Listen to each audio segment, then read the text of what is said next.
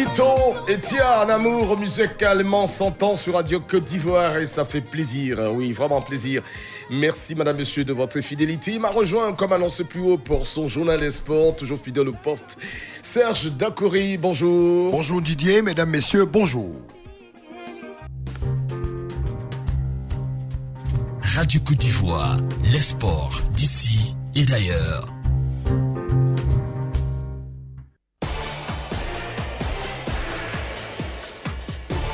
Le journal des sports. Serge Dacoury. Rebonjour à tous et bienvenue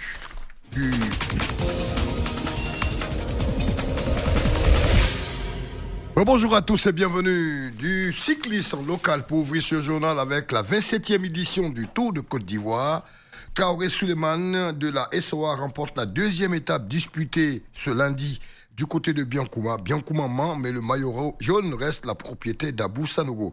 Compte rendu de cette étape avec Koulibaly Sendou, envoyé spécial de Radio Côte d'Ivoire, au 27e Tour cycliste de Côte d'Ivoire. Si le circuit en ligne Biancouma-Man, long de 50 km 200, Traoré Suleiman de la société Omnisport de l'armée a coiffé sur le fil à la ligne d'arrivée au quartier commerce partenaires et adversaires pour l'emporter. Temps mis 1h15 minutes 52 secondes pour allier Biancouma-Man après un long parcours d'une dizaine de kilomètres dans la cité des 18 montagnes. Malgré les obstacles du trajet, pluie, nid de poule et autres incivismes d'automobilistes, le peloton réalise une bonne moyenne de 39,76 km/h. Traoré Suleiman, le vainqueur de l'étape du jour. Ça n'a pas été facile, les adversaires sont costauds.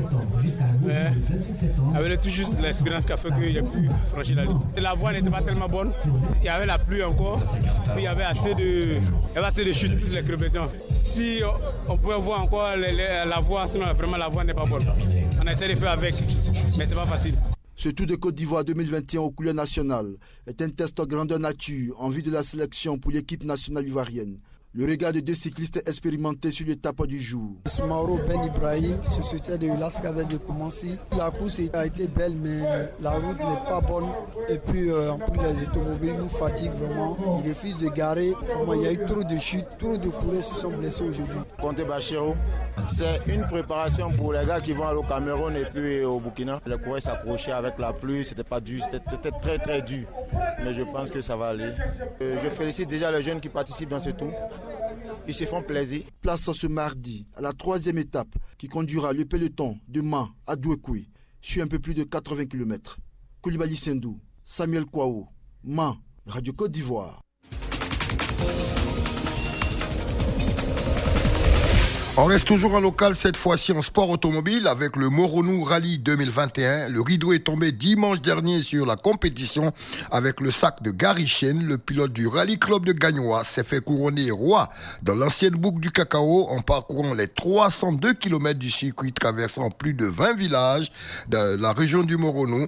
En 1h, 28 minutes 31 secondes, 850 centièmes. Gary Chen enlève donc cette quatrième épreuve de la saison, comptant pour la deuxième partie du championnat national, en devançant respectivement au classement général l'équipage Alexandre Barbary, Stéphane Abadi au deuxième au Peugeot, d'une Peugeot 206, Claude Marquet et Didier Barcelo troisième, également sur Peugeot 206.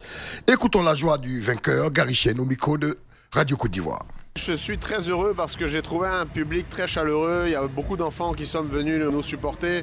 Et c'est mon plus grand bonheur de voir une population qui aime le rallye et à qui on peut offrir le spectacle et en plus la victoire. L'avance que nous avions déjà la veille nous laissait toujours sur la victoire. Ensuite, nous avons attaqué et nous sommes restés en tête et leader. Et nous avons gagné toutes les spéciales. Et malheureusement, Cyril Bottary qui était derrière nous a cassé son moteur apparemment. Vraiment, c'est dommage pour lui et tant mieux pour Barbary.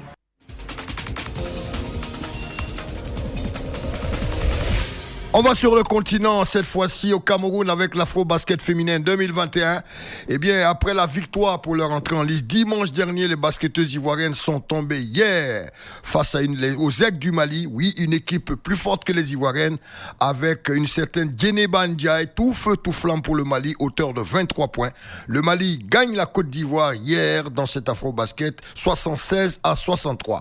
Un match de barrage est prévu pour les Ivoiriennes mercredi demain face à la Guinée Guinée pour éventuellement s'offrir le ticket des quarts de finale. On espère bien que nos Ivoiriennes, après leur victoire obtenue au premier match face à la Tunisie, vont se reprendre pour, pourquoi pas, continuer l'aventure dans cet Afro-Basket féminin 2021 qui s'est ouvert, bien entendu, vendredi dernier du côté du Cameroun pour cette grande fête de la balle, du basket en Afrique. Voilà donc tout en ce qui concerne le premier journal des sports sur Radio Côte d'Ivoire.